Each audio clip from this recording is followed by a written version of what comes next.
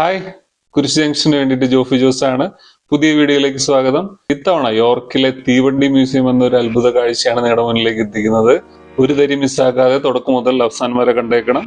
ഇഷ്ടപ്പെട്ടാൽ സബ്സ്ക്രൈബ് ചെയ്യാൻ മറക്കരുത്. അപ്പോൾ വീഡിയോ കാണാം.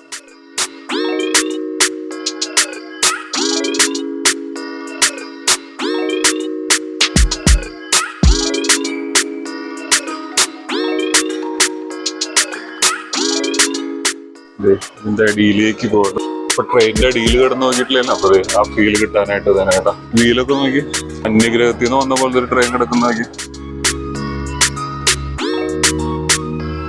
ഒരു ജാങ്കോ കിടപ്പുണ്ട്.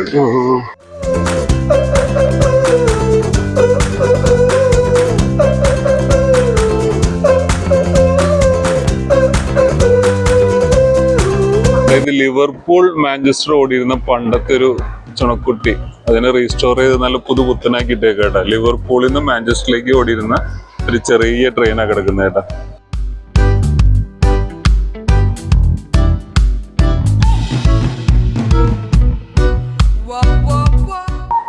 ഫർണസ് റെയിൽവേയുടെ 3-ാം നമ്പർ ഒരു ട്രെയിൻ, പണ്ടത്തെ ആവി എഞ്ചിൻ, 1846 ഉപയോഗിച്ചിരുന്ന ഒരു എഞ്ചിൻ.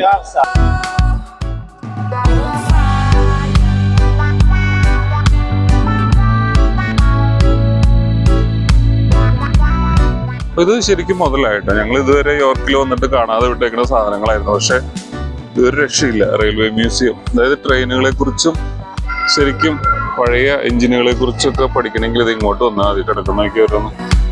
ഡെക്കറേഷൻ എന്ന് പറയുന്നത് ഇവിടുത്തെ വലിയൊരു കലയായതുകൊണ്ട് എല്ലാവരും നല്ല അടിപൊളിയായിട്ട് വർക്ക് ചെയ്തിട്ടുണ്ട്. ഇതിന്റെയൊക്കെ വീല് നോക്കി.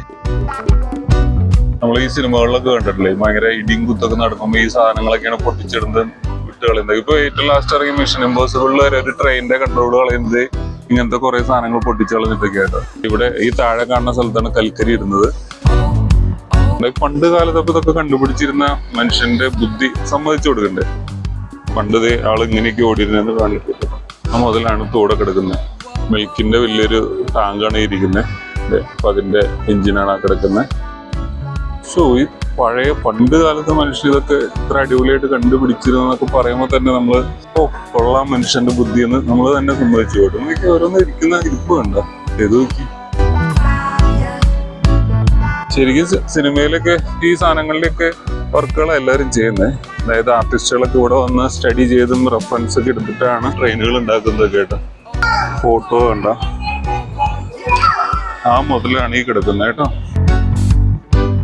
അന്യഗ്രഹത്തിൽ നിന്ന് വന്ന പോലത്തെ ഒരു ട്രെയിൻ കിടക്കുന്നതൊക്കെ ഞാൻ കണ്ടിട്ട് ഒരു മോഡേൺ ലുക്ക് ഒക്കെ ഉണ്ട് ഇവിടെ. അംബാസഡർ കാറിന്റെ ഒക്കെ ഫ്രണ്ടൊക്കെ പോലെ ഉണ്ടല്ലോ. പണ്ടത്തെ അടിപൊളി യാത്രാ ട്രെയിൻ ആയിരുന്നു കേട്ടോ, നല്ല ലക്ഷറി. അവന്റെ ഇന്റീരിയറിന്റെ ഫോട്ടോ ആണത്.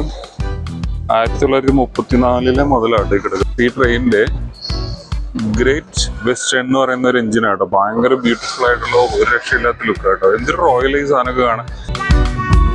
ഇതിന്റെ അടിയിലേക്ക് കയറിയിട്ട് നമുക്ക് ഈ ട്രെയിനിന്റെ എഞ്ചിനൊക്കെ കാണാം കേട്ടോ. ഞാൻ കാണിച്ചു തരാം. കയറാൻ തന്നെ കൊതിയാവുന്നു, പക്ഷെ നമ്മളെ കയറ്റില്ല മുകളിലേക്ക്. ഇതിന്റെ അടിയിലേക്ക് പോകണം.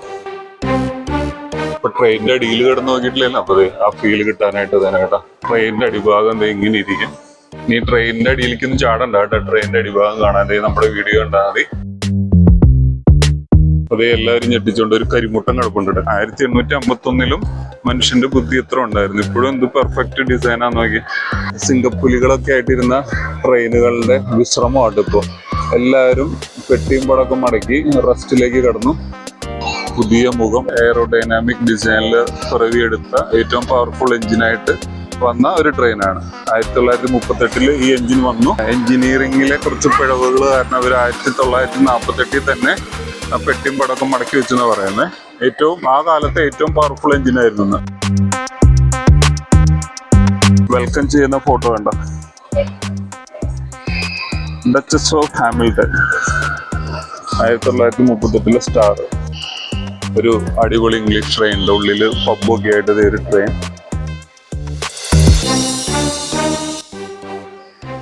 ഇതിന്റെ ഉള്ളിലേക്ക് കയറാനുള്ളതൊക്കെ നോക്കിയ ഡോറാണ്. നല്ല വുഡൻ ഡോറൊക്കെ ഉണ്ട് കേട്ടോ. വുഡ് കണ്ടോ. ഇതും ഭയങ്കര എയറോഡൈനാമിക് രൂപത്തിലൊക്കെ പണിതിട്ടുള്ള പഴയ ഒരു ട്രെയിൻ. അന്നത്തെ വലിയ ഫാഷനായിരുന്നു. അന്നത്തെ കാലത്ത് മിഥുൻ ചക്രവർത്തി എന്നൊക്കെ പറയാം. ഷേപ്പ് തന്നെ കണ്ടോ, നമ്മളൊന്നും കാണാത്ത രീതിയിലുള്ള ഷേപ്പുകളാണ്. ശരിക്കും ഒരു ലക്ഷറി ട്രെയിനിന്റെ ലുക്ക് തന്നെയാണ് ഫ്രണ്ടിൽ നിന്നും. 1901 പുൾമാൻ കാർ. ഇത് കൽക്കരിയൊക്കെ ഇടുന്ന ഭാഗങ്ങളാട്ടെ. ഇതൊക്കെ ഇതിന്റെ ഉള്ളിലാണ് കൽക്കരി.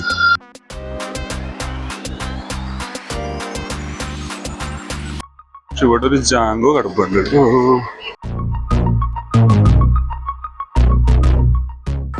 എന്റെ അമ്മ കാണുമ്പോ തന്നെ ഒരു ഭീകര രൂപിയാട്ടോ. ഒന്നേ ഷോ ഒരു രക്ഷയില്ലല്ലോ.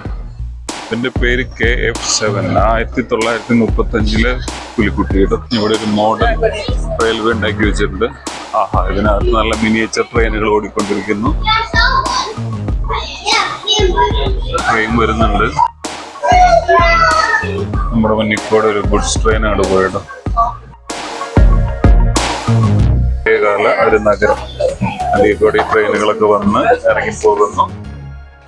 നല്ല അടിപൊളി ഡീറ്റെയിൽ ആയിട്ട് ഒരു വർക്ക് ചെയ്തിട്ടുണ്ട്. അപ്പോൾ നമ്മുടെ തീവണ്ടി മ്യൂസിയം വീഡിയോ കണ്ട എല്ലാവർക്കും നന്ദി. സബ്സ്ക്രൈബ് ചെയ്യാൻ മറക്കരുത്.